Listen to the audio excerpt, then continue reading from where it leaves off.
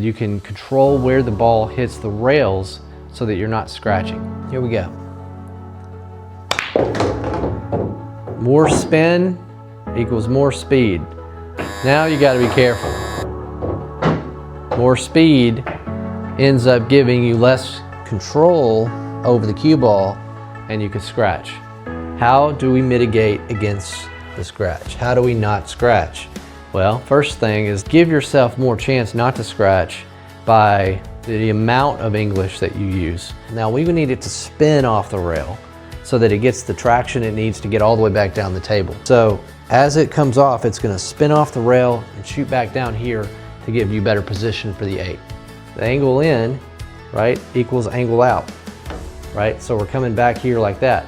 Now, the interesting thing is if we put a lot of draw and just a little left English here at the bottom, see how it worked? It actually drew, but it came off of the rail right here, so it changed the angle and brings it down to this rail, right? So you have a couple of options. If we use a little bit of English, then it'll bounce off this rail and it'll come back over here at an angle into that other rail. That way we don't have to worry about scratching nearly as much. Let's take a look at that.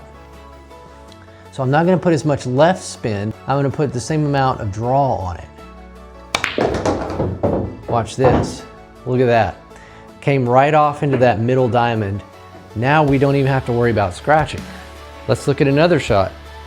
So here we have the 7 ball, and we see that if we draw right back into the rail with no spin, so you can come to this rail or this rail, but you definitely want to get a feel for this shot so that you're not scratching on it. From here, we're going to draw the cue ball with a little spin, follow through, and get a good draw shot on this. As you can see, comes off the rail, safely into this rail, and kicks back out for our 8-ball shot. Anytime you're moving the tip, you want to move the bridge hand, not the back of your cue. Back arm should not be going up and down like this to move the tip. You should always move the tip up and down with your bridge hand. So it kicks back out, comes back to our other rail, safely bounces out. We don't have to worry about the scratch, right? So that's a huge point on using draw to get a good position.